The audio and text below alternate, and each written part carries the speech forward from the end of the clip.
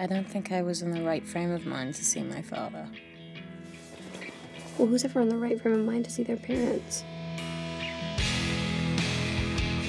Jessa is in some ways the character who we needed to see at home the most, because she puts on this performance of being the most liberal, free-spirited, open girl, but she's actually so guarded and so performative. And so seeing her sort of reduced to little girl status around her father, her father is young and kind of sexy and kind of can't focus on her. He clearly wasn't someone who was ready to be a dad, and he still doesn't really engage with the job.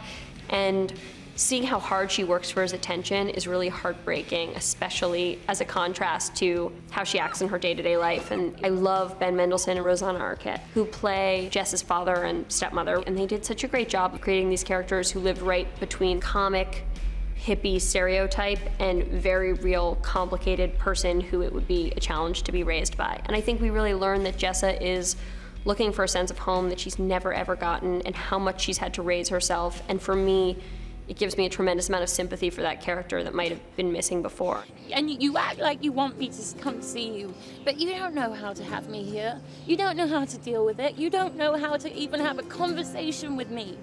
Oh, you think I can rely on you? You shouldn't have to. I'm the child.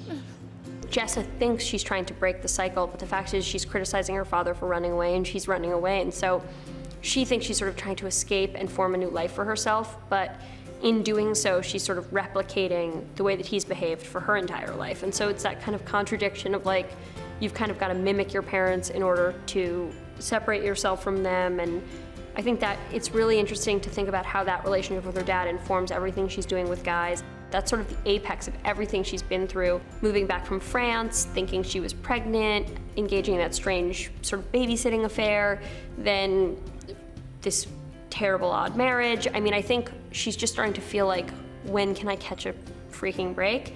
And for her, she thinks maybe starting over somewhere new is the answer. And of course, we know that kind of like wherever you go, there you are, but her instinct is to go. And that note that she leaves for Hannah, I think I had originally written it as like, I'm so sorry, but I had to go, love, Jessa.